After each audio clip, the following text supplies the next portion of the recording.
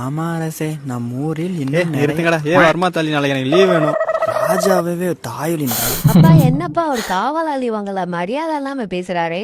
சும்மா இருக்கடா. வர்மா, நாளைக்கு எனக்கு லீவ் வேணும், அவ்வளவுதான், நான் கிளம்புறேன்.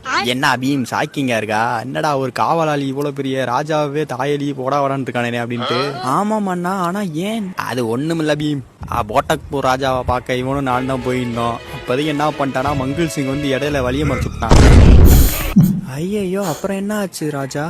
அவன் 3 பேர் 4 பேர்னா பரவாயில்ல பீம், அவன் 10 பேரோட வந்துட்டான். அதான் நான் என்ன பண்ணிட்டேன்னா, இங்கிட்ட குதிரைக்கு முன்னாடி எஸ்ஐட்டு ஓடிட்டேன். அவன் ஒத்தால் நல்லா வசமா மாட்டிக்கிட்டான் போல, அவனை போட்டு பொறிச்சிருப்பாங்க போல. ஆனா அவன் எப்படி தப்பிச்சானு தெரியல பீம். தப்பிச்சு டேரக்டா இங்கதான் பீம் வந்தான். வந்துட்டு பொழிச்சுன்னு எச்சைகளை துப்பிட்டான்.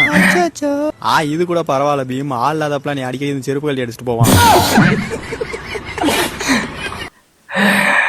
உண்மையிலேங்க இந்த ராஜா வந்து எதுக்கு இருக்காருன்னே தெரியாது. எனக்கு சின்ன வயசுல தோற இந்த சோட்டா பீம்லாம் பாக்குறப்ப இந்த ராஜா எதுக்குதான் இருக்கா, அதுக்கு பீமே ராஜா வந்துட்டு போலான்னு சொல்லிட்டு.